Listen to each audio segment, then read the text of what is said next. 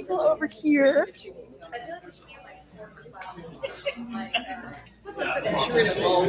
So, Yeah, that sounds good. Yes, it was very, it's such a fun. and can I have an interpreter? Can we have you maybe stand? I just want to make sure that you see everybody. Okay. Okay. Yeah. Hopefully that's good. Yeah. So yeah. Yes, you can kind of see it. So awesome. Hey, we are just about to start. I hope that this audio is good, and thank you for being patient and waiting for us.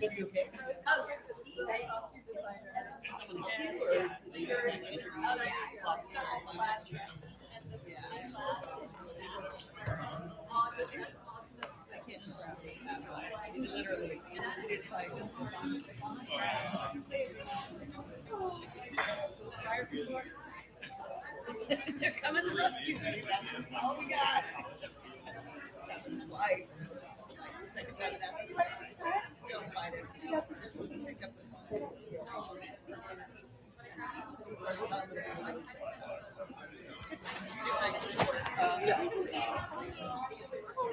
You'll probably have I'm not prepared, so. You'll do most of it.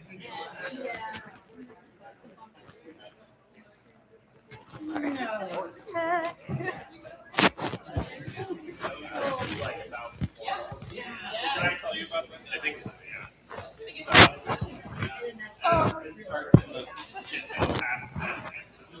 Oh, hello.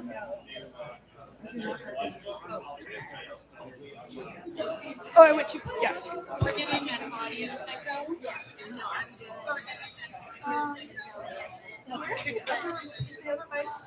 Yeah, I was worried about it. I think it's because there's two. Can you just make one microphone that's attached? Yeah. Maybe that'll do it. I'm worried that it's just because there's two right next to me.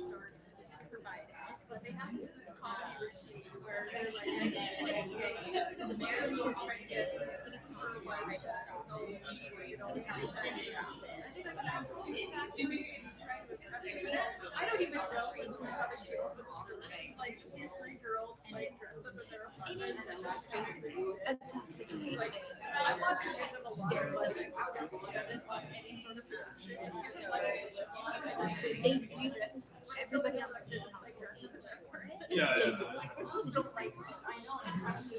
be funny too if they're just like their apartment, but then it's CGI characters. So I it's like this episode is like $1 million. It's just the CGI is one character that appears for like 9 minutes.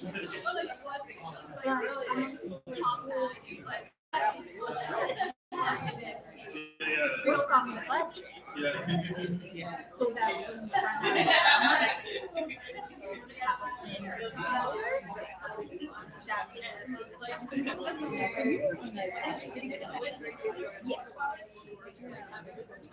having a good time for that, right? It's been 10 years since I've dated Chris TV. We were like that. Oh, it's. I mean, it's It is kind of funny though. I mean, logo has like dripping water. It seems more like squirting. I had graduated from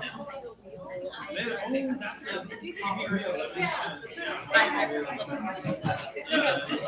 It's like it's like my right eye is pretty bad. My left eye is just close my right eye and ignore the right part of it. It's like yeah, SQU, the next letter of the eye.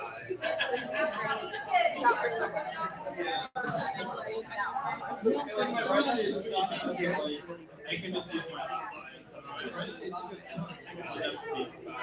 I haven't used it. I got my biology master's at 26.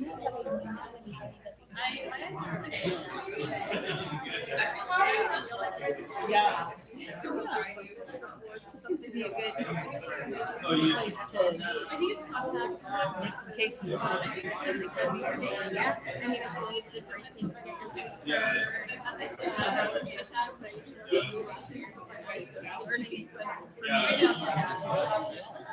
if you're cold like Even though I barely part of this process, but yeah, yeah, you're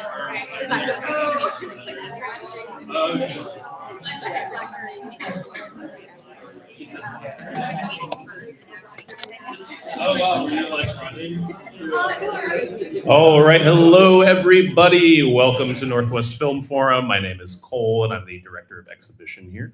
Welcome to tonight's version of the Disabled List, which is now for tonight in partnership with Squeaky Wheel Festival. Let's give them a round of applause. Thank you. We will get to the show in just a moment. I just have a few housekeeping things to take care of. First of all, tonight, both cinema doors to this room will be open the entire time. There are 2 exits on either side of the theater, on either side of the stage. They are, again, both propped open the whole night, and the curtains are pulled to the side when they're able to be, just for ease of access. If you leave, I believe it is stage left, but to the audience's right. I always forget which is which. But the door to the audience's right, the bathrooms are immediately outside of that door.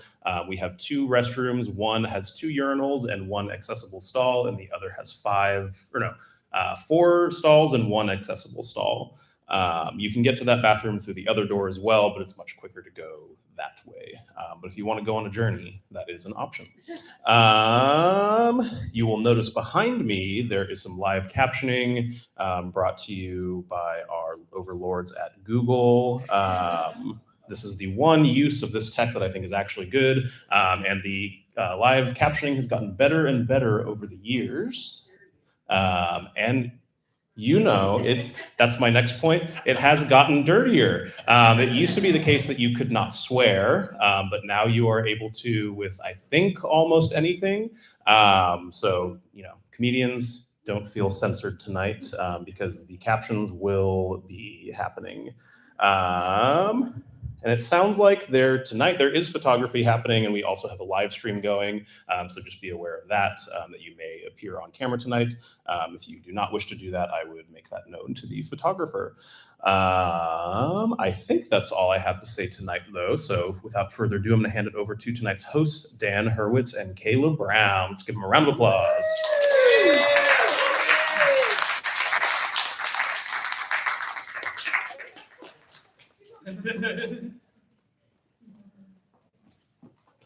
Hey everyone, how's it going? Sorry, we weren't paying attention and we heard you guys clapping, but we just thought you told a joke or something, and we didn't realize it was time for us to come out. Yeah, we're not used to applause for us, right? So yeah, it's a new experience. New experience. How's everyone doing? How are we? Yeah. Good. So happy I don't have that parasite. Yeah. The shitting parasite. Yeah. Don't want that. Yeah. Yeah, that's what don't eat lettuce. I've always gone by that. Don't eat lettuce. Lettuce makes you shit even when there's no parasites, right? Like too much salad, you're on the toilet anyhow, is what Maybe just say you. I didn't want to start the show. I wasn't gonna say anything. But... I didn't want to start the show off with shitting, but it just so happened. It's okay, justice for the Crohn's disease people. Exactly. Or IBS people. Or Yeah, exactly. Other disabilities, like they're also. I don't think any of them are performing it. Maybe they are, but shout out to them. Yeah, shout out for the shitting disabilities. Am I right? They don't get enough love around here. How's who here's been to a disabled list show before? Yeah. Thanks for coming back. Who here's been to SqueakyFest before? Woo! One. Yeah. All right. Well, for the rest of you, welcome to a Squeaky Wheel Disabled List collab. The first ever, and hopefully not the last. If they'll let us do it again, maybe. I thought I was doing it again. Yeah. I don't know. Kayla had something she wanted to talk about. Yeah, well, I think it would be cool to acknowledge, why we're here and who and what Squeaky Wheel is. So I'm just going to give a little bit of background info. So Squeaky Wheel started 5 years ago as a blog for silly satire stories about disability. Since then, they've grown into a nonprofit organization with more than 100 contributors and volunteers. They have a writer's workshop program, which you can look up, a mutual aid program, and a sketch television show, the Squeaky Wheel Canada. So, yay for Canada. Canada is just like us, but they spell color with a U. And Harbor. And Harbor with a U. And Labor. Favor. They spell Canada's a fucked up place. I don't know why they do that. Yeah.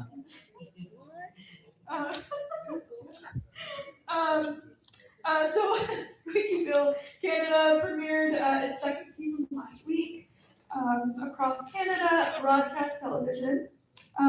So last year they debuted their live comedy festival SqueakyFest with 3 shows in 3 different cities. This year we have 6 shows in 5 different cities. Who's that extra? Who got the extra show? Gosh. Yeah, I think New York. Who are they? Oh, okay. I think New York got two. That makes sense. Including this week, there are live streaming shows today, hopefully, if the tech works, tomorrow and Friday, and Saturday in Seattle, DC. I don't know why it's the Seattle, DC, and Chicago and Toronto. So all of those places. There's a live streaming pass, which is paid when we can, on the Squeaky Wheel website. And so if you can donate, they're looking for donations. It can be one time or recurring. And recurring donations are especially helpful because when they know those donations are coming in, they don't have to be so annoying and keep asking for more donations. That is what they said. So please follow them on Instagram and follow the Stable List too. You can see Dan's wonderful Instagram posts. I'm not as good at that, but I will be. So yeah, follow them on Instagram, and if you're on the internet, and I know you're on the internet, this is from Squeaky Wheel. A lot of people are using comedy for evil. Everyone at Squeaky Wheel believes that comedy is a power that can be used for good. We put together these very unique, very disabled shows because we want to give opportunities to really talented and smart and clever performers. Shows are not only a distraction from all the scary bad things going on out in the world, but also a reminder to challenge the status quo and to show us how different things can be and how much potential we have when we come together and support each other. So, let's start the show. And yeah, I'm excited. So, give it up for Squeaky Wheel. They're awesome. And I just want to say, okay, my girlfriend is Canadian. Some of my best friends are Canadian. I have nothing but love for the Canadian people and their culture and their food and the way they spell. I just want to be 100% clear about that. Because of some previous comments I made before, which were obviously in jest. So we love Canada. Okay, we talked about the shitting virus. What else is going on? Anyone? What? Timothy, yeah.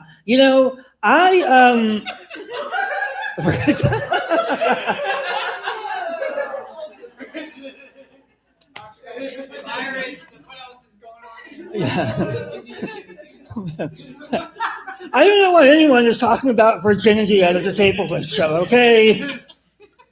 Because we fuck.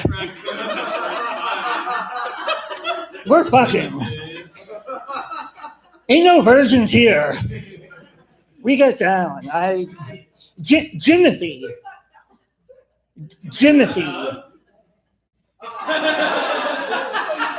Jim O.T. Jimothy. And if you Google it right, he runs across the screen. Yeah. Listen. Yeah, it is. Yeah. You know, Could be like the mascot of the disabled list.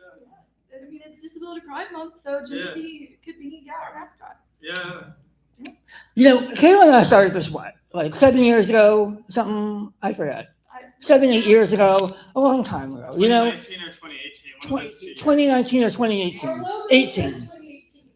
Our logo is 2018. Okay, I'll trust the logo. And we, you know, we worked so hard to try to create a space, you know, where disabled people could exist and be themselves and share love and community with each other, you know?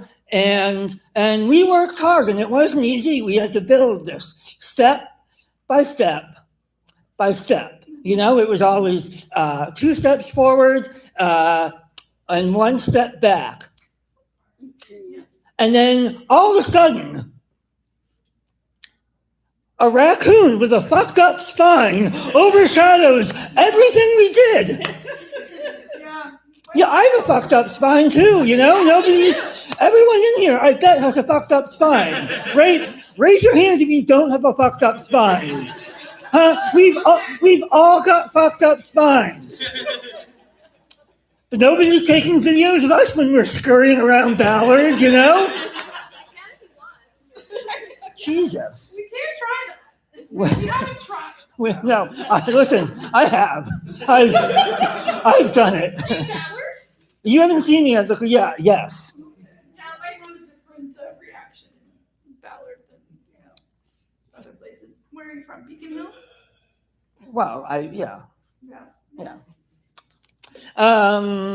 All right. And that is, I promise you, the last time anyone will talk about Jimothy today. We do want to shine some light on our 2 interpreters we have working here, Joe and Dory. Give it up for them. Yeah, thank you guys. They've been with us for a long time, since the beginning of time, you know, since the beginning of disabled shows having interpreters. So thank you guys for that. I don't know what else. Anything else we need to hit? We need to talk about. We talked about Jimothy. We talked about the letters to make you shit. What? World Cup. Oh, the World Cup. Yeah, can we talk about the World Cup? Yeah. Were you guys into the World Cup? How do we feel about the World Cup? Yeah, we're like kind of into it. Same. Yeah. We all knew once Trump got involved, the U.S. was cooked, right? That was like that. We all knew that. Like if there was a higher power, they definitely like flipped the switch after that. It's like, oh no, we can't let the U.S. win at this point. Yeah. Which No. is okay. The U.S. doesn't have to win at soccer. Like it's not. Most people don't care about it. Yeah. Nobody. I feel bad for the countries that care about it and lost that. Yeah. I wish they had won.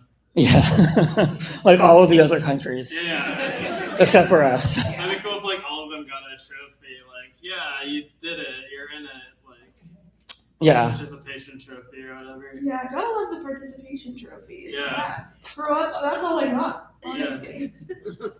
Not any talents, other than being disabled. So. I was convinced, because I know nothing about soccer. You know, Kayla, you can bet, you know, I know nothing about soccer or about the World Cup. So I was convinced for a really long time that the best player for France was a guy named Mbappe. You know, Mbappe. Oh, Mbappe. Yeah. Yeah. I thought it was Mbappe. I thought he's named after the Hanson song, you know? Yeah.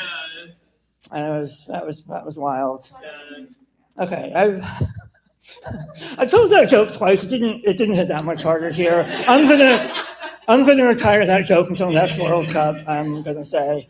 They have to try it in like more countries. countries or whatever. Like, you could, like, go with your girlfriend up to Canada and, like, try it That's there. true. Like, Yeah. maybe, like, the good luck of having a fellow Canadian who you're dating with you will, like, help the joke land. Yeah. Oh wait. Captions. We have a caption issue. Oh, we're having a. Don't make me talk about my virginity again. Okay. Okay. Well, on that note, why don't we get the show rolling? Are you guys ready for the Rowan. Rowan? Yeah. Okay. Don't know who that is. Rolling. Rowan Atkinson. Rowan Atkinson. We're gonna. Yeah. Okay, we're gonna get the show moving. Is what I mean. Hey, let's give it up for the very first, the inaugural SqueakyFest 26, everyone.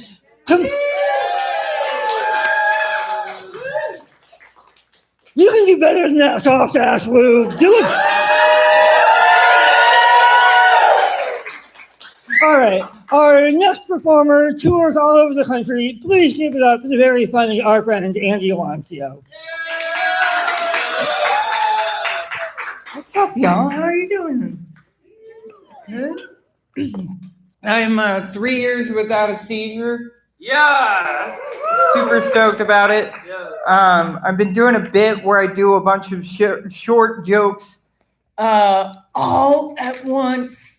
And I just found my old list of them. So I'm going to see if I can break my current record. Is that okay? These are just a bunch of short, silly jokes, okay? I went to a goth music festival. It had 7 stages of grief. I want to make a movie about grave diggers, but I think it's going to have a few plot holes. The saddest thing about Dracula doing cocaine off mirrors that he can't see he has a problem. I haven't had Greek food in a while. It's been a year or so. No matter how fast a vampire sucks your blood, it's a breakneck pace. Strap-ons are doodads that can do dads. Smoking weed counts as touching grass. Apropos of nothing, my pronouns are she, her, but that's neither he nor there. I'm realizing I'm sexually attracted to glossaries. I'm really coming to terms with that fact. When I can't find an English textbook, I'll settle for a geometry one. I have no problem getting off on a tangent. I found out that the antiepileptic that I take is also a mood stabilizer. I don't really feel anything about that. I'm trying to remember all the ones. I'm trying to get them without looking. I used to do, I don't know what kind of funeral I'm going to have. I don't know if we're going to have an open casket. It remains to be seen if there'll be remains to be seen. It's pretty good. I like that one a lot. My friend's really good at being able to identify birds, not only by call, but also by their leavings. I could never do that. I'm no shit Sherlock. I'm trying to remember if I get any others. If a dude does close-up magic, that's a red flag. A blue flag, a yellow flag, and then your card. Okay, running out of steam for it. I'll skip the rest of them. I had to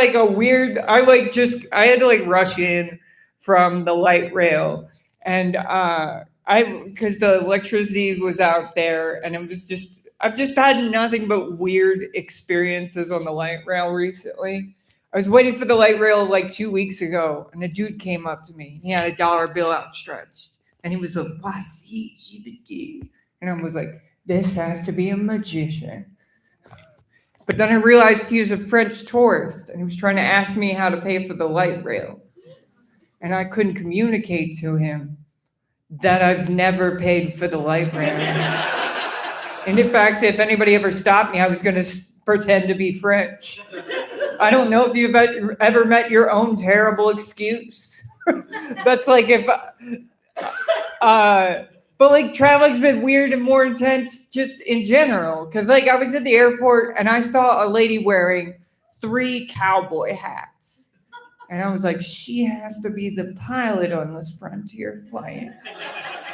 Right? I was just staring at her like, what brought this saloon hat rack to life? And then while I was thinking that, she turned and looked at me. She was like, why are you wearing that? And it was because of wearing a mask in the airport. Now, I wear a mask in the airport partially so I don't get sick, but mostly so I can talk shit about people's kids. I'm just walking around the airport like, that's not your dad. Ooh, that baby has too many teeth. But she was like right at me. She's like, why are you wearing that? And I could tell to let this argument go because I could tell from her tone she wanted to fight. And I could tell from her hats this wasn't her first or second rodeo. It was her third. Maybe on her way to her fourth. I didn't stop and say howdy, howdy, howdy to ask. Me and my partner celebrated an anniversary not too long ago, and people keep asking us, we've been together for a long time, so people keep asking us, when are you going to have a baby? And it really did make us think. If we had a baby when we met, by now that baby would be gay. And if it wasn't, we'd leave it on the front doorsteps of a Cabela's. Let them anoint its head in gun oil. I mean, it's just like, but like what gets us is like, we see the way that other people handle their kids, and it makes us worry that we would be just the same kind of crappy. And there's a place in Greenwood called Gorditos. Gorditos has a thing that they have a burrito that is so big, they call it a baby-sized burrito. And they have a promotion where if you bring in your baby and put it alongside the burrito, they take a picture and then you get the burrito for free. Isn't that so weird? Because like if somebody came up to you in the street was like, hey, can I take a picture of your kid? You'd be like, no. You're like, well, can I take a picture of your kid for $23 worth of guacamole? You're like, yeah. Like, it's so weird. And you go in there and you're like, how many people can take up this offer? No, the pictures are all over the walls. They're like all over the walls. It looks like so many babies have written bad checks or shoplifted burritos them same size. Do you know what I'm saying? Like, and it's also like, it's just like each one is their own ombre alert. But like that's for one person up top. I like it a lot. I didn't say it loud enough. But like, here's the thing is they take the pictures with the same terrible camera that they take the pictures of the menu with. So like, if you didn't know that this was a promotion, you'd come in there being like, well, I heard this place has good burritos. So let me just. They got a hell of a kids menu. And then you're shopping around thinking about what looks like a good enough kid. What if it's that baby's first memory? What if it's that baby's first memory? Like, well, I remember being born and then I was laid down next to my twin brother and then he was devoured by my family. So ridiculous. That's but the other one that like the other thing that really gets us is that like we also I think another part about it is that we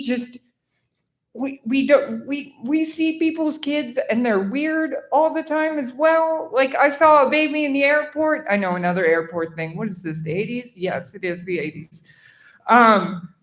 We're like I saw a baby in the airport and it had army camo pajamas. And so I saluted it and thanked it for its service and crawled onto the plane first for 2 reasons, active duty and a baby. Depending on the diaper, also active duty. It's good. I gotta think. Yeah, somebody was like, that's the new version of it. But it's just in general, like, we're happy to be together. We just don't. My partner and I celebrated 26 years together. Thank you. And the way that people ask us what's our secret to staying together as long as we have, and the answer is we never talk. We never talk in English language. We only make meows at each other. We just make cat noises at each other. But ours is like specific, because like couples, if you stay together a long time, you have your own language between you. Sometimes it's like a single noise or something. Ours is brow. So the name is brow comes from, we had a cat that would hop up on our bed. And like when we lived with another roommate, the cat would pop up and it would be like, brow.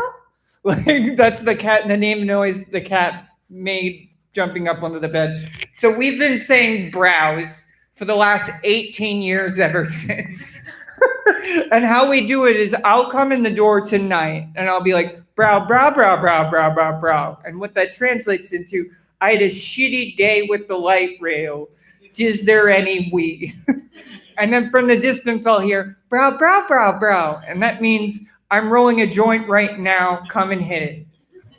But it's sweet. You get your own weird couple noises. Do you know what I'm saying? Or find another. I mean, if you find a partner who's willing to go in on your kinks, maybe it's a gurgle.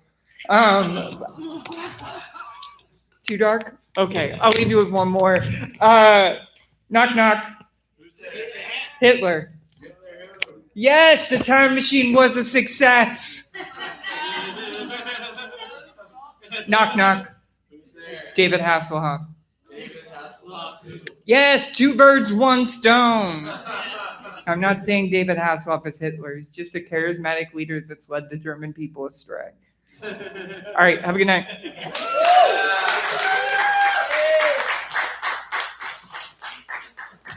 Hey, keep going for Andy, everyone. How we doing? Good. Let's keep the energy up for our next comedian. First, let's welcome Allegra Keys, everyone. She's not next, don't worry about her. But our next comedian is one of our favorites. She hosts a podcast, Diary of an Ex-Ho. She's going to be in Austin next week with her show about how to roast your ex, or roasting your ex, something like that. It's about roasting the letter X, as I understand it. Please give it up for the very funny Cheri Hardman.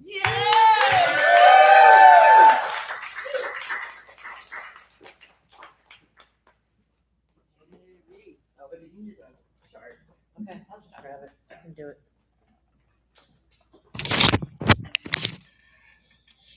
Very low energy entrance, wasn't that? Jeez. My scooter decided to slow down right as I was coming in here. I don't know what the heck happened. So let me adjust to high energy. Hey, I love your dog. All right, so I know Dan said we weren't going to talk about Jimothy anymore, but I do have one thing that I would like to add. All right. You know, we've all decided that he gets way more attention than any disabled human does. So I think we should put a microphone in his little paw, take his picture, and then maybe they'll make some more of these buildings around here accessible to people that have disabilities. So just an idea. But when I first started having to use a scooter, I was really self-conscious. You know, my self-esteem really took a hit. It was hard to feel sexy sometimes. So I told my husband, why don't we do something to make the scooter a sexy thing? So we decided to have sex on the scooter, okay? So I'm going to kind of show you how right now. So usually I get horrified looks on their faces. You guys did all right. No, actually. So my husband just sat here like you would. And then I sat on his lap. Now, he's not a very big man, but he's very brave. He is. And we had fun. We had this thing going like 30 miles an hour. It wasn't even on, all right? But because we were bouncing up and down, my titties were bouncing up and down, and they kept landing on the horn. Mhm. So the whole time we're doing it, it sounds like.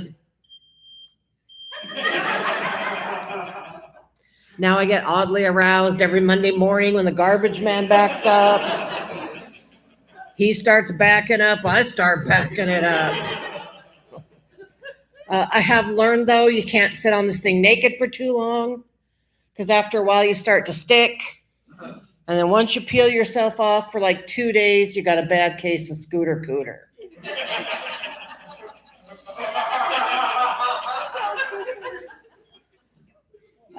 I did like probably like I got the whitest birthday present ever this year. I turned 65, went to Vegas, and my husband bought me meet and greet tickets to meet Donny Osmond. Now, some of you are old enough to know Donny Osmond, some of you are not, but back in the 70s, there was a family singing group, all the kids, they were Mormons, very well scrubbed and squeaky clean, and it was right around the same time as the Jackson 5. But they weren't quite as good as the Jackson 5 because their father didn't beat them. So I know. But anyway, so all the girls my age, they all wanted to marry Donnie, you know. Oh, I want to marry Donnie. He's so cute. And I thought he was cute too, but I knew even at the age of 10 that I was too much of a whore for him. But as an adult, I wanted to meet him. I wanted to see what he was like in person. So I was excited. I went an hour early up to the spot where you're supposed to check in for the meet and greet. And I think, oh, I'm early. I want to get a good spot. And there's already a whole line of old ladies down the hall, like my age old ladies, but not cool old ladies. Like none of them would ever get up and get on a microphone. They'd like probably right now, they're all at home, like steeping tea and making a sweater out of cat hair, you know? But they all like brought something for him. They brought memorabilia for him to sign, or like they made little bracelets for him because everybody wants his attention, you know? They want him to remember them. And I didn't bring anything because I didn't feel like I needed to because I have a lot of cleavage. So anyway, I met him. It was nice. He reached around, put his arm around me. We got our picture taken. And then he reached over and he beat my horn. Not like my husband does, but he just beat my horn. And then he told me not to speed. And I was like, what are you? I'm thinking, what are you, a hall monitor, like a traffic cop? What a nerd, right? So next time I'm going to get a meet and greet with Carrot Top. I think that'll be better. I think it will. But my other celebrity story is that I do have a sexual fantasy about Cesar Millan. You know, the dog whisperer, right? It goes like this. Cesar Millan comes knocking on my door. I open the door. He says, no talk, no touch, no eye contact. Now, I know he's talking about the dogs, but I'm like, ooh, yeah, that's the way I like it too. Then he does that thing where he goes, points at the dogs. All 3 of my dogs stop barking. They all sit down. They all behave. I'm so excited by that. I have a spontaneous orgasm. And then Caesar and I go out in the backyard and like hump until somebody turns a hose on us. So there's that. It's our version of doggy style. I set my thing and then I forgot to push it. So I don't know how long I've been up here. It's okay. I'm going to keep talking. Now, my husband and I just had an anniversary, 16 years. I'm excited about that, you know, because I didn't get married till I was 49 years old, first marriage. And I know, you know, that's unusual to get married that late in life, but you know, the old saying, always a bridesmaid when you're a hoe. And we stayed in a hotel. We had hotel sex, you know, that's always a little bit better. And I was reminded of a joke that I do about my vagina is like a hotel pillow. You know, it's really nice to lie down and put your head on it. But then after a while, you start thinking, I wonder how many other people have put their head on this. And then when you wake up in the morning, for sure, your neck's going to be fucked up. So my husband is cool. But, you know, he he always has my back, but maybe in a kind of different way. Like if I'm out and somebody hurts my feelings or something, I'll text him and tell him about it. By the time I get home, he has their murder totally planned. He's got the method, the weapon, the alibi all figured out. And I think it's sweet that he has my back like that. And it's kind of hot in like a Dexter sort of a way, you know. But just once, I wish he would take all that planning and forethought and imagination that he uses for those murders and put it towards when it's his turn to plan date night, right? Because I'm getting a little tired of Arby's and anal.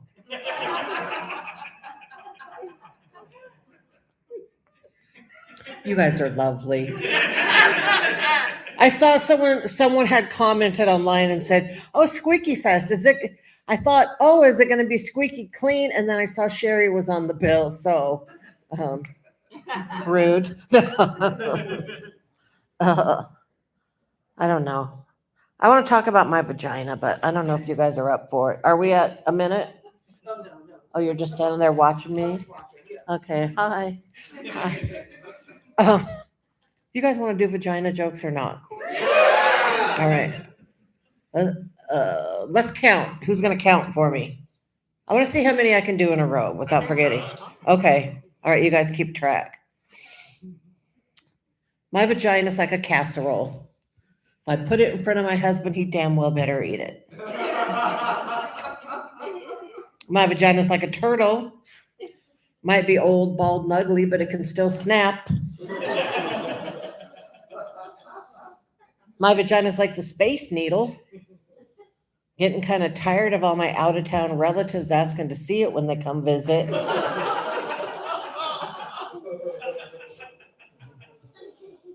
My vagina is like a grassy meadow. It's really nice to lie down and wallow in it on a sunny day, but when it's all over, you're probably going to be a little bit itchy. Oh, you guys, I don't want to do. My vagina is like a jack-o'-lantern. Once a year, I like to stick a candle in it, put it out on the front porch for all the neighbors to enjoy.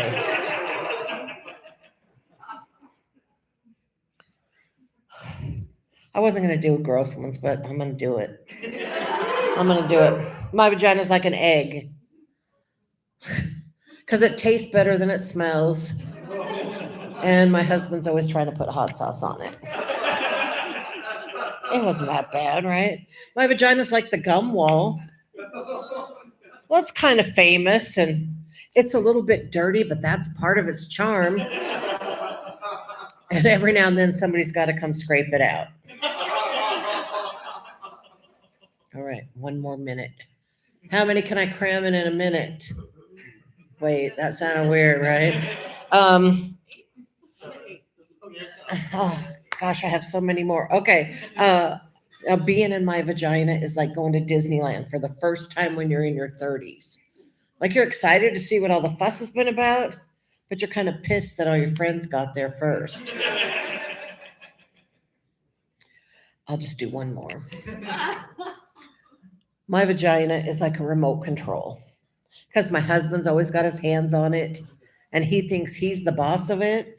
But when he's not around, I can work it just fine all by myself. Thanks, you guys have been lovely.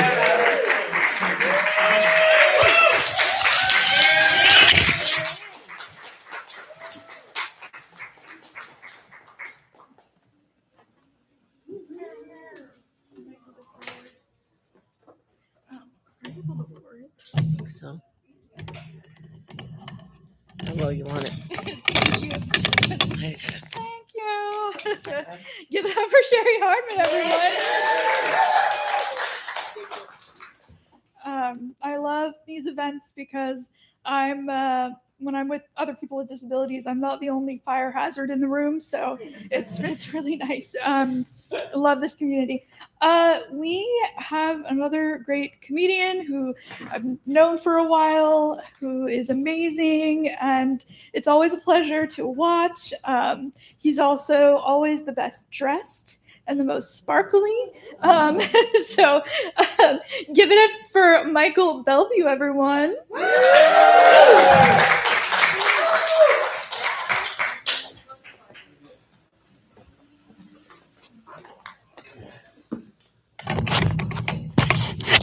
So I used to work at a nursing home where I tried to learn the languages of all the people who worked there, and it was interesting too. Like number of the nurses spoke Tagalog, and at one point, one of the nurses, like, does anybody here speak Tagalog?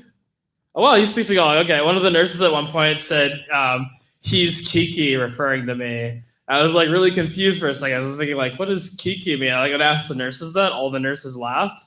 That made me wonder even more like what Kiki meant. So like I Google it, and then Google just says it means vagina, which I was even more confused at. I was like, I don't see how it was resembling a vagina today at work. And then like I like tried to do the math in my head. I was thinking like, oh well, that nurse who called me a vagina always laughs at my jokes. So like maybe she was saying that I'm warm and entertaining. And then like I do have a disability, but it's not being a vagina. That would be interesting to be a vagina, because then I would have more knowledge of the concept of like how it's hard to find wheelchair accessible bathrooms. It'd be challenging to get places without a wheelchair if I was a vagina, because to my knowledge, vaginas don't have arms and legs. They're just, but like, yeah. So like another thing too, like a different topic, a friend of mine who lives in Victoria, Canada, she works at the bug zoo in Victoria, Canada. You should visit if you get the chance and you're not afraid of bugs. But anyway, she's visiting me in Seattle, and like I felt worried for her, because the thing about it is like she's a really pale woman with red hair, and like I sometimes worry in this time of the year in the summer when I hang out with like pale white people. I think like, oh no, like I'm gonna feel really bad if like we hang out and we're just having a good time, then the person just goes up in a puff of smoke or whatever, like as the sun or whatever, because it's like I'm gonna think like, oh, this like poor little white person was like hanging out with me, and like we're just having the best time, and like their whole family is gonna be mad at me, and like everybody, I'm gonna be on the news and be like, oh, this guy, he is so privileged with all the melanin that he had, like all this melanin stuff, they're just having fun in the sunlight, and this white person they're hanging out with, he didn't even like think to try to get the person under some shade or some cover, and the person just like turned into a lobster and died. Like I would just feel so guilty if that happened. So like I always like feel kind of paranoid if I hang out with white people in the summer. Like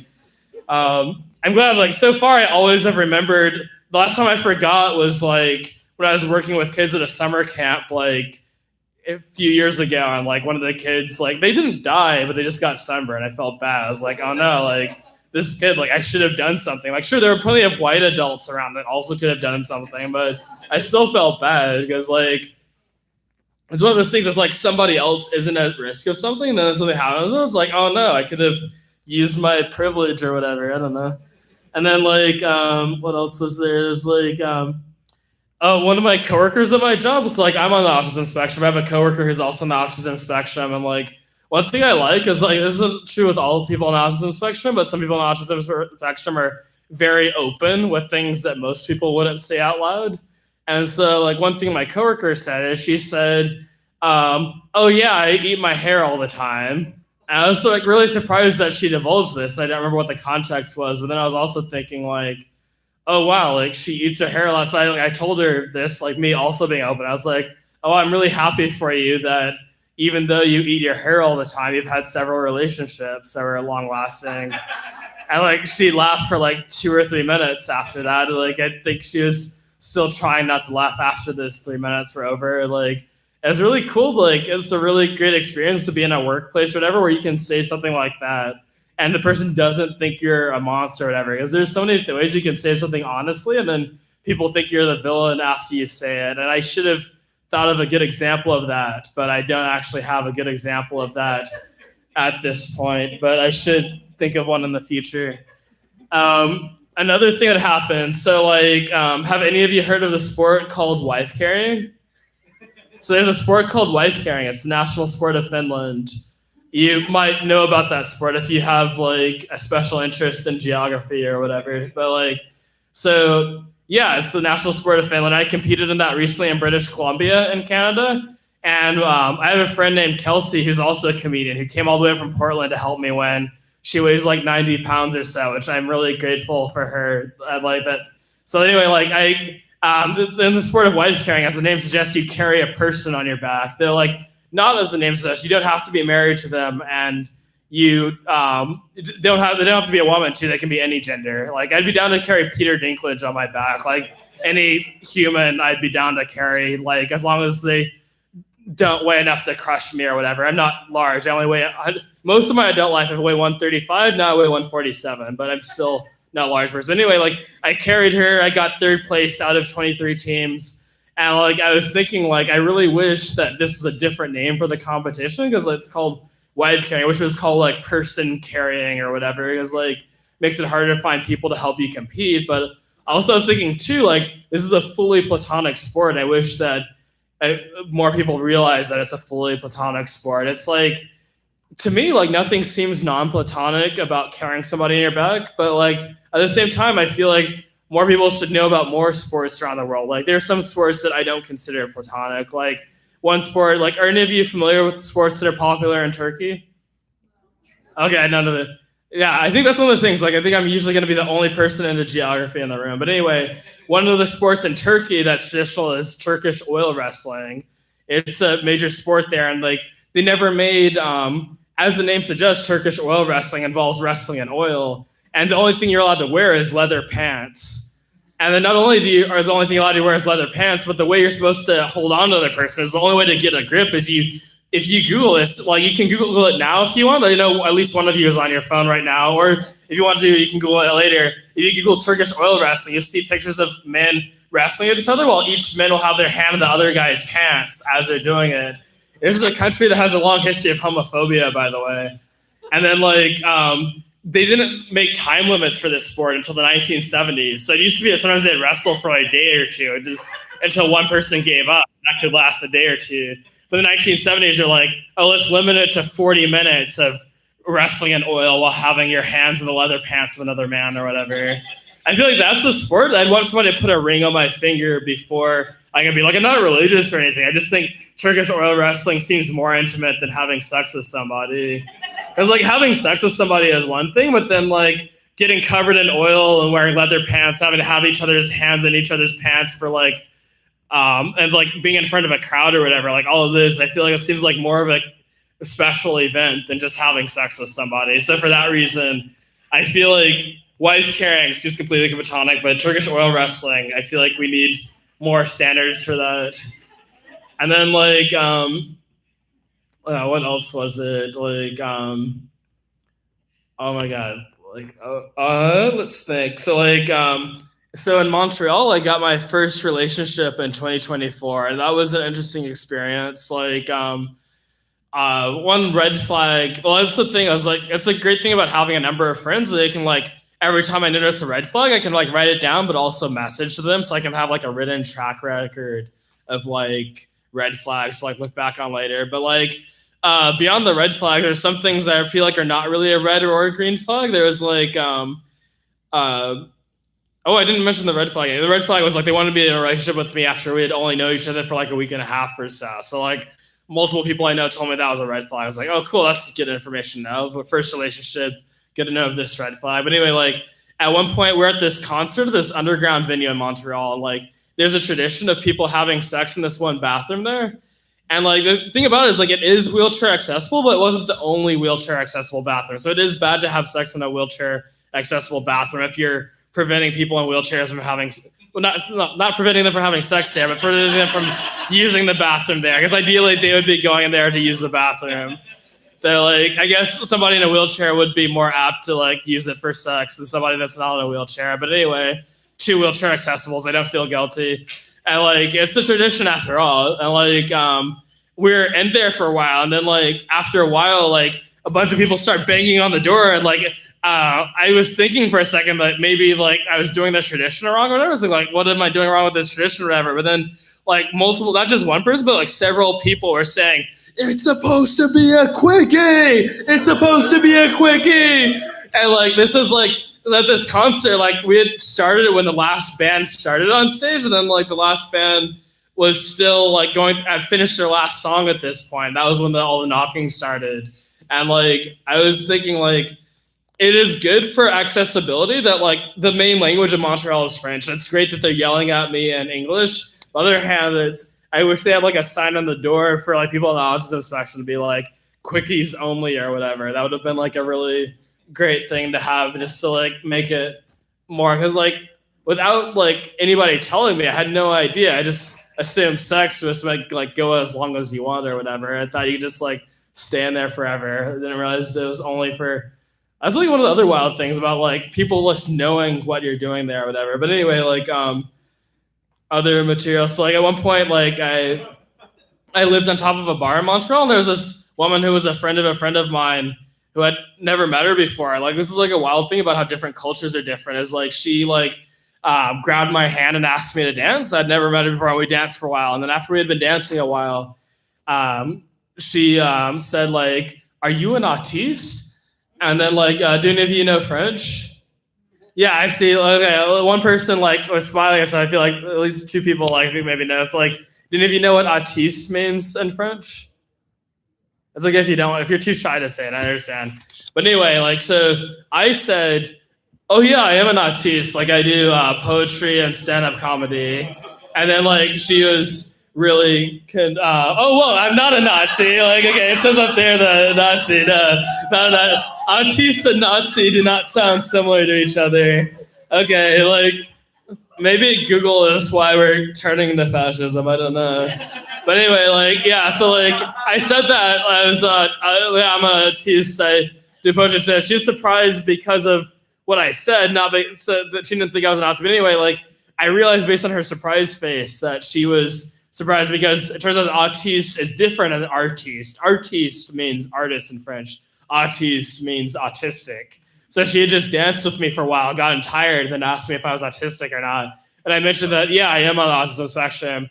She's like, "Oh, it's so obvious that you're autistic." Like, I wasn't wearing this jacket. I was wearing more normal clothes then. But yeah, but then like she said that she was also on the autism spectrum. And like that was a cool thing in Montreal. I met a lot of cool French-speaking people who are on the autism spectrum and stuff. And like, yeah, I only got in a relationship with one of them, but like it was still cool to like meet a number of French-speaking autistic people. And I believe I got the lights. I believe if my X-ray vision is correct, Dan Hurwitz should be right here to accept. Yeah, he is right here. Okay. So like I believe Dan Hurwitz and Allegra Keys Dan Hurwitz hosting, and then Allegra Keys performing are probably next. So that's Dan Hurwitz's job to announce the next comedian there. But like thank you so much for hearing me perform and coming to SqueakyFest and everything. Yeah, give it up for Dan Hurwitz. Oh wait, should I hand the mic to you? Sure. Hey, keep it going for Michael, everyone. Huh? Repeat after me. Disabled people should have sex in disabled bathrooms. Disabled people should have sex in disabled bathrooms. Yes. How we doing? Doing good. I think we're gonna keep this night moving right along. Your next comedian, boy, are you guys in for a treat? She has been blowing up the past few months, performing all over, killing audiences with her charm, style, and wit. You can see her next Tuesday at the Seattle's Funniest Person competition at Emerald City Comedy Club. Please give it up for the very funny Allegra Keys.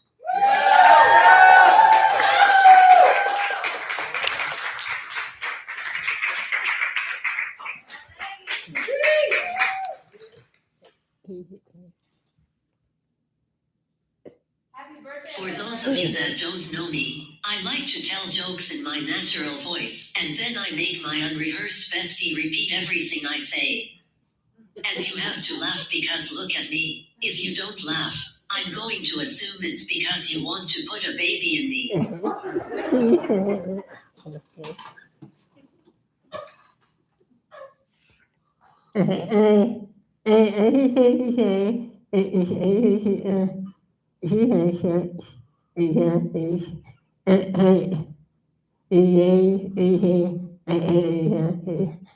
I would just like to say that disabled people do have sex in bathrooms. That's like the main reason that I go there. And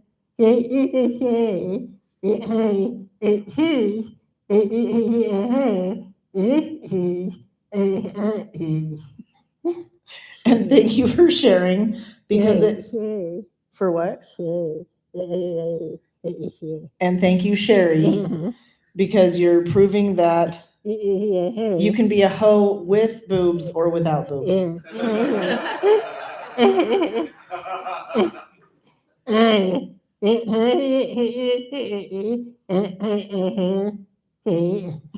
They call me the crippy with the grippy. That's like my whole thing.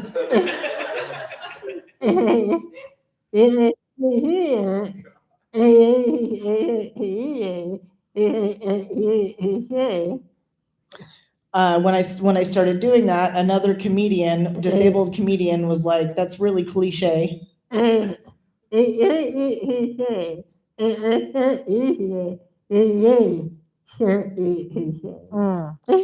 that might be cliche, but I'll stop using it when men stop being cliche.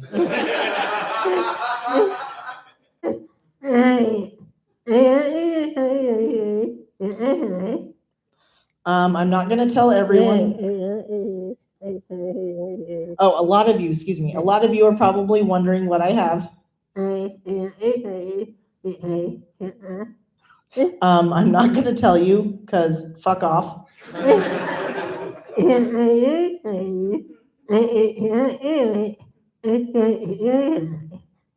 But I will tell you that I'm exactly like a French bulldog.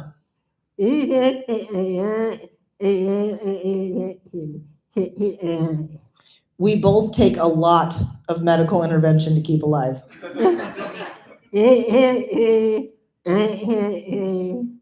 They can't breathe. I can't breathe.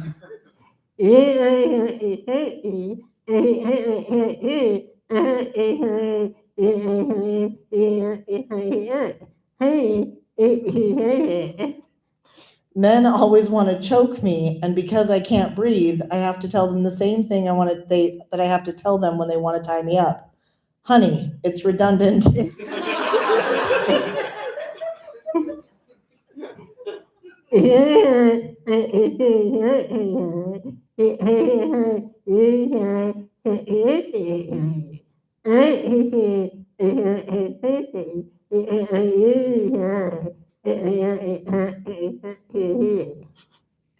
Bulldogs are considered Velcro dogs because they have really bad anxiety. I'm considered a Velcro person because I will literally die if I'm not attached to a functional human. The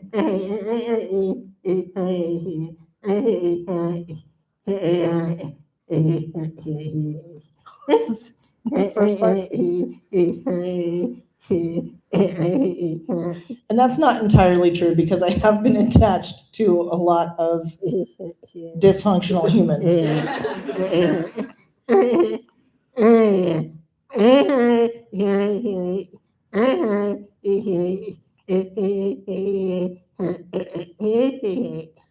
French bulldogs have bad joints. I have the joints of someone that is 30 years past their expiration date. They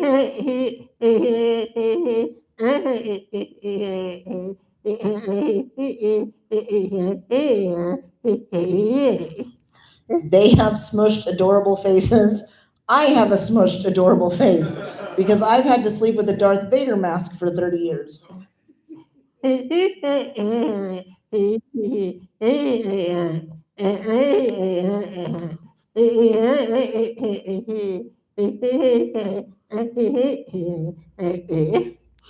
For two French bulldogs to reproduce, they need a lot, and I mean a lot of help, which is why I get so confused when people tell me that I should date a guy like myself. Just picture it. Two people that can only move 2 fingers each.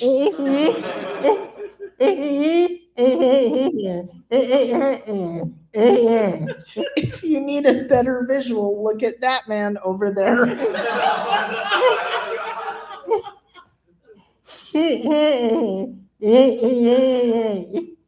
Two caregivers making minimum wage.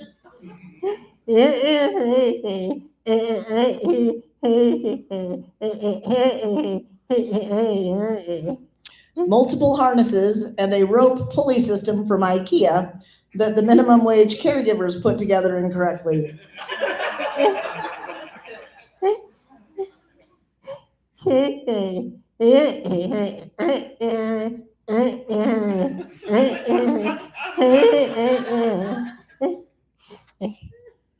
Safe words, directions like up, down, up, down, up, down. Hold it right there.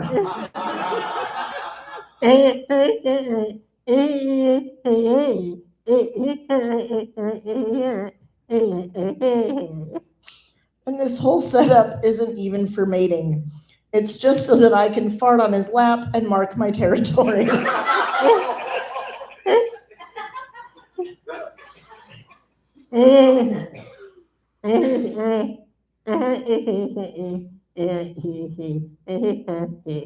I have to say something about Jimothy. I just have to.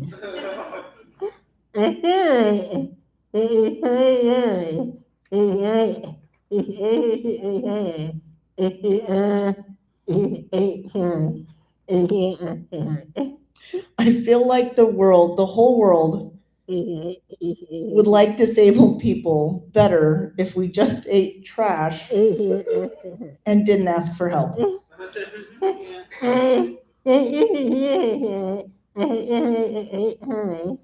And thank you guys for being here tonight. I hope you're having a great time.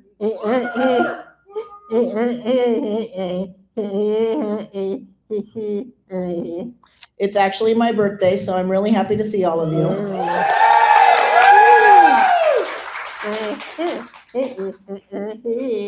Okay, thank you. That's all for me.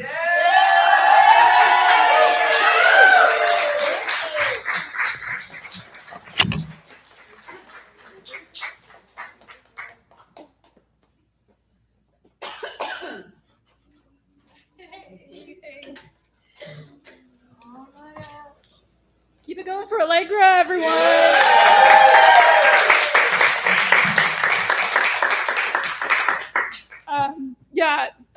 It is. Are you ready? Okay, so it's a special night tonight. We want to acknowledge that it is Allegra's birthday. So we have something special. Sing. Oh, yeah, let's sing. Let's sing. I'm always the person that's like, no, don't sing for me. But you are going to get a whole crowd of singing today. All right. Everyone, let's go. Happy birthday to you. Happy birthday to you. Happy birthday, dear Allegra. Happy birthday to you.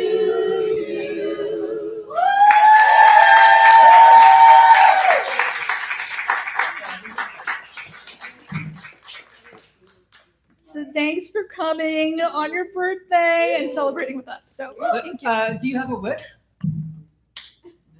What's your wish? Okay. Mood. Me too. And also, I do want to ask you a question. Were you hitting on me earlier? When you were talking about the two-finger thing, was that about me or was that to someone else? You were hitting on me, right? We can talk after the show. I'm just curious if you were hitting on me or not. Okay. It's awkward now. It's a little awkward. Okay. One more time for Allegra, everyone. Okay. I don't know. Are you gonna answer this? Well, yeah. Oh, okay. Well, I don't know. You're like in the shadows there. There's only one mic that we can use for streaming. Yeah. Okay. Okay. All right. How's everyone doing? Are you guys ready for your headliner?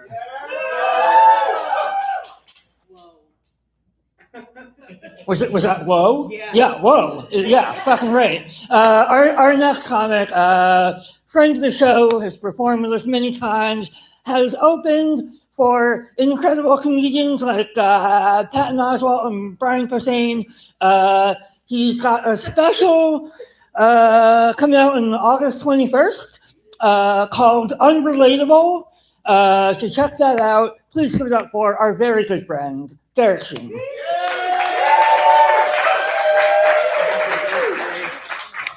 Thank you, everybody. One more time for Dan and SqueakyFest and everybody, Kayla, and one more time, of course, for Allegra, one of my favorite people. I just feel like I'm batting cleanup. It's so funny. Nice to be here. Everybody's been talking about being horny, so let me fix that right away. Let me go ahead and kill that vibe and just suck all the horniness out of the room. Unfuckable, and just old and tired, and I don't like the smells, and I don't like any of it, and it's not my thing. And if you're horny, good for you. I don't know what that's like. I don't like porn at all, and I'm not a porn guy, but I have to watch it a couple times a year just for maintenance, because this is like a vintage car that you keep in a garage, and every couple of years you got to just go in and start it up just to make sure that it works still, and that's the only reason. And my pornography choices are very vanilla. I just like watching solo people just having fun. That's all I want to see, is just people masturbating, because I'm like, look, they're enjoying themselves. What's that like? And I recently I saw the best clip I've ever seen in my life, and it was a lady, and the thing that worked for me was that she was in her Chili's uniform, and clearly in the break room of the Chili's that she worked at. And that turned me on, because I didn't realize I got hard over wage theft. Like, she was really sticking it to the man, and I'm like, I hope she didn't clock out either. I hope she did that on the clock. Like, fucking steal from where you work. I like that. That's what works for me. 5'3", fully erect, and this is this is not the body I wanted to have. It's what I have. And we're just going to drive it like we stole it. And I, at this age, I'm just letting it go. I'm not, because I don't look at myself naked because I don't want to. And some people get upset and they go, "Oh, you got to love your body." Hey, fuck you, love your body, okay?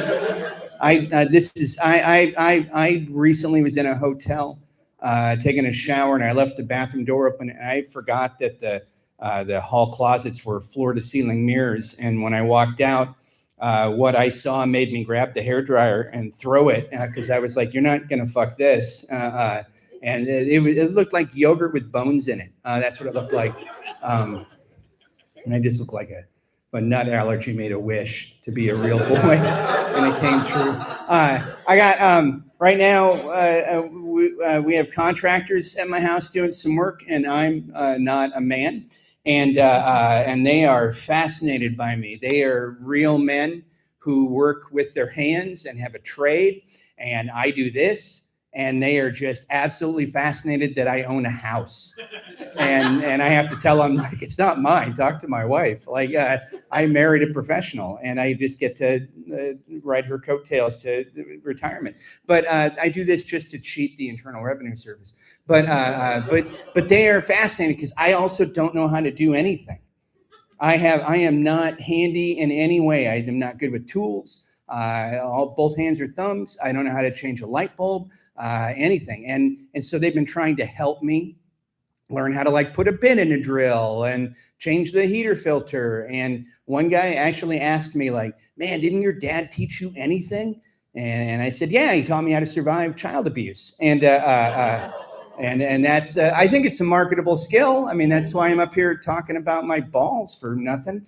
And I mean, I may not be able to install a light fixture or change a heater filter, but I can dodge a can of beer. You see me in action. I am all dodgy, and because I'm not a fighter.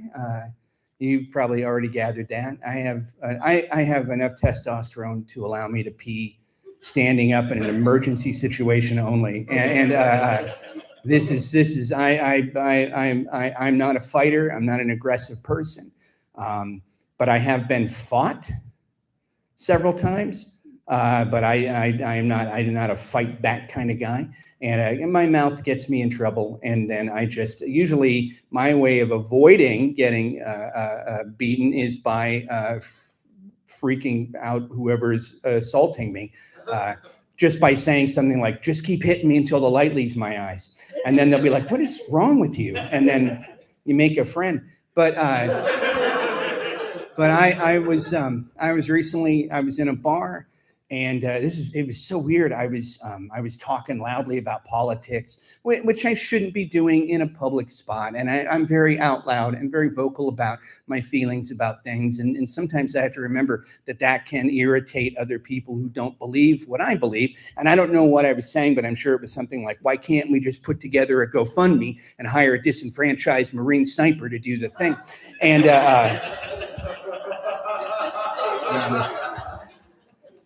and that gets me in trouble. That gets some people don't like that, and some leftists are like, "Hey, we shouldn't be doing that. We shouldn't be making mocking people with death fantasies. That's not how we need to raise. We need to be above that. We need to elevate our discourse." And I don't believe that at all. I don't want to elevate my discourse, because my way of coping with everything that's happening right now is to say things like, I hope that his dick falls off. And then when it hits the floor, it comes to life and hides somewhere until he's asleep, and then lodges itself into his open mouth, and then becomes erect and cuts off his airways, and he chokes on his own dick.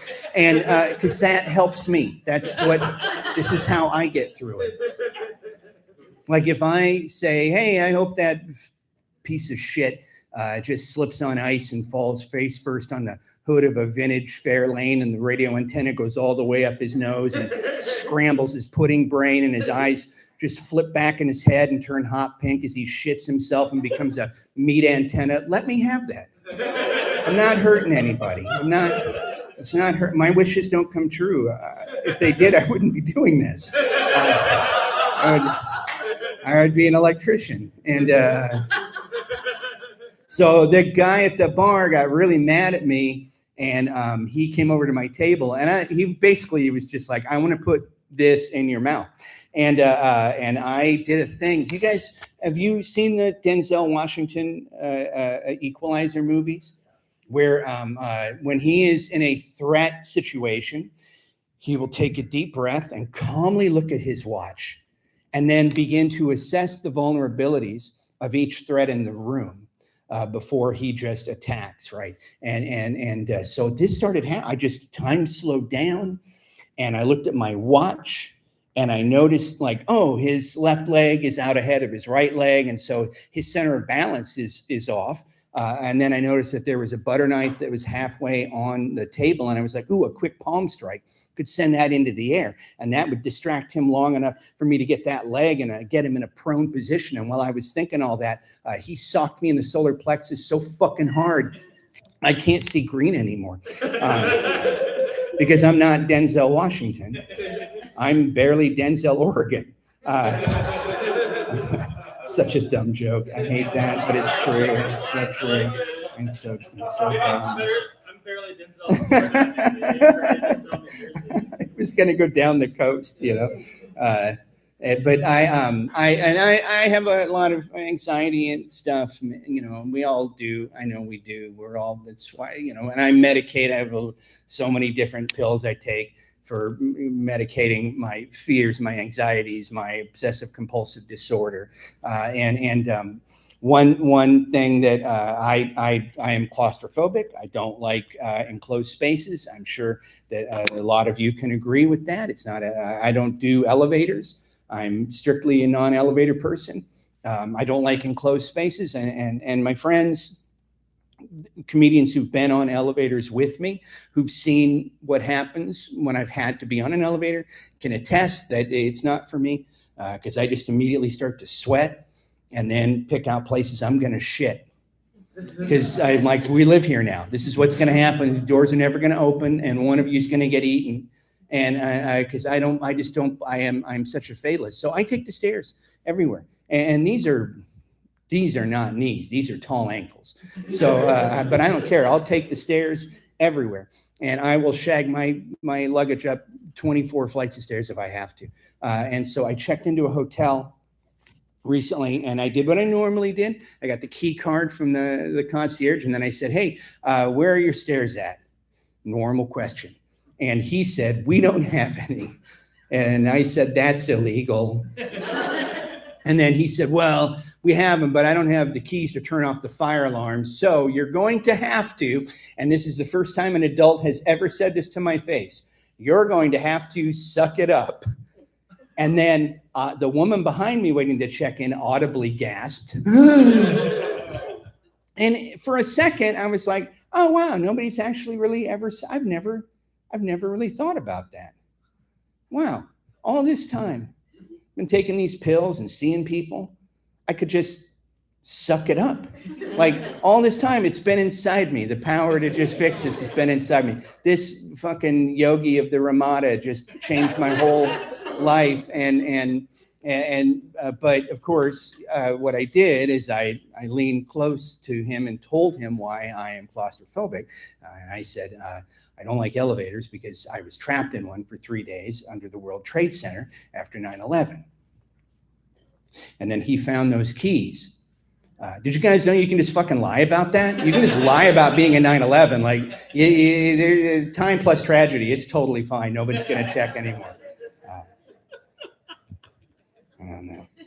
I have dental fears. I have dental phobia. And I had a really bad experience when I was younger, and it kept me away from going to the dentist for a long time. And it was really bad. I hadn't seen a dentist for almost 20 years. And I finally found somebody who advertised as being like a dentist that works for people with extreme dental phobia. And she put me at ease, and I've been with her for like 10 years. And she's been working on my teeth, and I trust her implicitly. She makes me feel safe and heard, and puts me I'm so totally relaxed around her, and the trust is amazing. And then she retired in March, and I just met my new dental hygienist, and she could give two shits. She did not care about my dental phobia. I do that. I pay for the gas, right? Oh, I love it. Nitrous oxide. If you can get your hands on nitrous oxide, I would do that every day. Like, I've done all of the drugs. Well, I've done almost all the drugs. I mean, but I've done, like, I was a pill guy for a long time. I drank. I was a bell-to-bell alcoholic. I did inhalants for a while. I've done it all. But I am 56 and I have lived this long. The only drug I have not done at this point, I have never done cocaine. Never done it. And I can't start now. It's not a drug you start in your late 50s. But what's a bummer is I'm 56. I've been to thousands of parties in my life where everyone is openly doing cocaine, and no one has ever offered me cocaine. Like, what's that say about me? I think it says, I like you, but do I need you to be louder? I don't think so. So I do the nitrous. I pay extra for it. It's worth it. And so she puts the little mask on, and she turns it up, but she turns it up a little too much. And I don't know if you've ever had too much nitrous, but I immediately start to have an anxiety attack. And so I'm gripping onto the edges of the seat, and she walks across the room and opens a drawer and grabs two very long Velcro straps. And I said, what are those for? And she said, oh, I like to gently restrain my patients who have dental phobia. So if they have an anxiety attack, they don't reach up at some point and grab me or the drill. And then I said, why are we using a drill? To clean my teeth. And then she turned the nitrous up a little bit more. And I just kind of leveled out, and I was like, maybe I'm an asshole. Like, maybe this is on my fault. And so she starts scraping my teeth. And I don't know what was going on, but she couldn't get an angle where she was standing. So she did something no one's ever done. She put a knee on the chair between my legs and just leaned in to start scraping my teeth. And I am just like, what is that? My mouth is wide open, and she's right in my face. And she's talking like we're just friends. She's talking into my mouth like we have a relationship. We've just met. And she is now telling me how upset she is that she doesn't have custody of her kids yet because she hasn't finished her outpatient treatment for driving drunk with her kids. And all I can say is, that have. And at one point, she's doing she's rinsing my mouth, and they put the little vacuum in it to suck all the moisture out. And it just keeps going on every couple of minutes, they'll rinse and then suck, and you just become used to it. And I'm sucking on that little vacuum thing, right? And it hasn't moved. It's just there. And I've been sucking on it for what feels like a minute. And I'm just sucking and sucking. And that's when I realize, it's her finger. It's just her finger. At some point, she moved her hand close to my mouth, and I just latched onto it like an infant and just began to suck. Just started sucking, just sucking on her finger. And she didn't know what to do, so she just left it in my mouth because she was like, what's happening? But I'm just sucking on it like a baby goat with a milk bottle, just sucking, trying to get all the marrow out of her finger and just sucking. And then she finally pops it out and turns the nitrous up a little bit more. And then I woke up in the back seat of my car under a coat. And I have an appointment with her at the end of August, and I'm fucking going. Do you know how hard it is to find a dentist who is also a dominatrix? Like it is impossible. It's impossible. No. I'm not a faith person. I was raised in a household, wasn't necessarily atheistic, but they just didn't really believe in anything except child abuse and alcoholism. But I did go to Scientology school for 2 years. We're not Scientologists. My mom just wasn't a very strong reader, and she's like, "You like science fiction, right?" And then I just ended up there. But I'm not a faith person. But beginning of summer, we lived close to a lake, and I went out swimming, and it was so nice. I go early. I go at like 6 a.m. so no one can see me without my shirt on, because I have to swim without my shirt on, because this is a double XL shirt, and that's like swimming with a cape on. And so you have to take your shirt off, and I don't want anybody else. I don't want you to inflict them with this. I like people, and then you have food to digest, and I know what I did to this thing, so I go early. And also, there's nobody there at 6 a.m. It's quiet. Sun's just starting to come up. There's a little bit of mist on the water. It's always just bucolic, and I have no devices with me, so I can just sort of be in nature and center for a little bit. And I like to go out about 40 yards, just so I can tread water. Just so my little pig feet don't touch the sand at all. I can just hover, and I'm just treading water, and it's quiet, and there's no one there. And then I hear a splash from a previously empty beach, and I pivot around, and there's one person now aggressively swimming right at me. And all I can think is, oh no, they want to talk. It's a big beach. There's a lot of places for them to swim. And this lady, she saddles up and she starts treading water, and she goes, "Whew, cold out, huh?" And I said, "Yeah, it's how lakes work. I don't know." And then she goes, "What a wicked world we live in, huh?" And I was like, "Well, what? Okay." And then she says, "I don't know about you, but I've been reading my Bible a lot lately." And before I can say anything else, a dragonfly the size of an air fryer just appears out of nowhere and slams into this woman's fucking skull at full speed. Makes a wet sound when it bounces off, and I'm just watching this whole thing happen. She screams and swims back to shore. And now I believe in God. It's the weirdest thing, you got to be open to those things. Thank you so much, everybody. Thanks for supporting something really awesome. Have a great night. I bet I surprised them. They're not here yet. Hey, everybody. Hey, keep it going for Derek Sheen, everyone.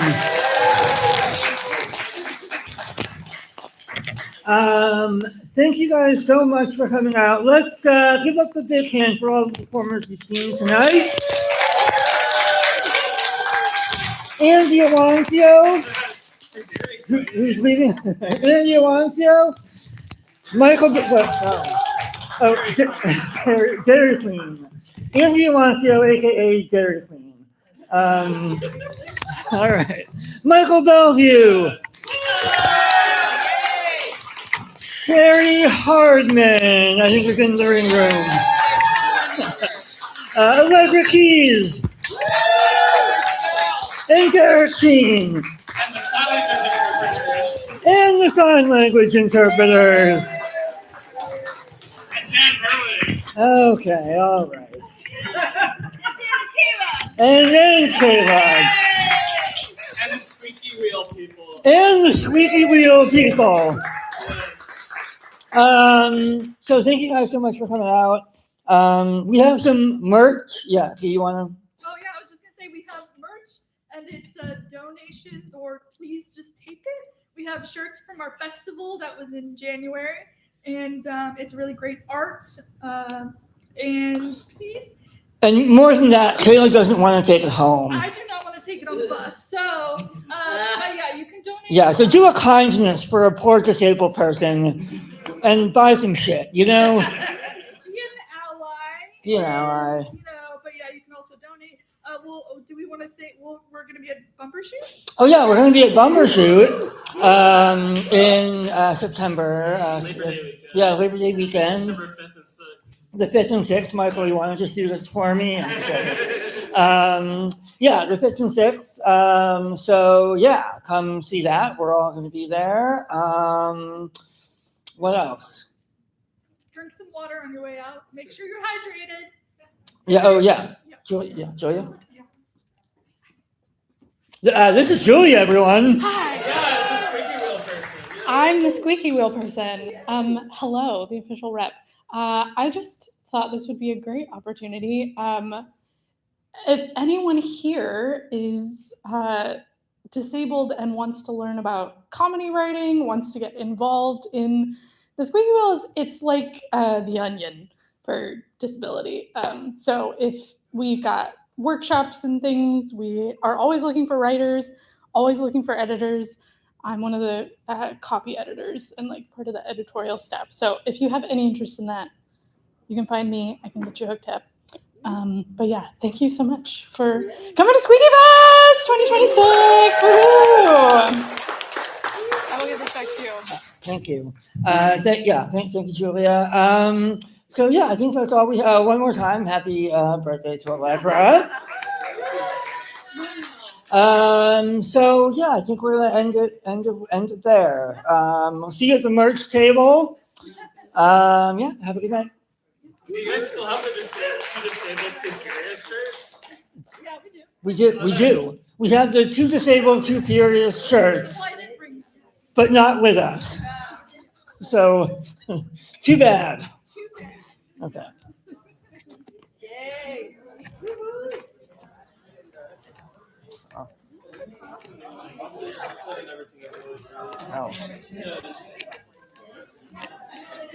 Well, I know that means like air or whatever. Yeah. It means like,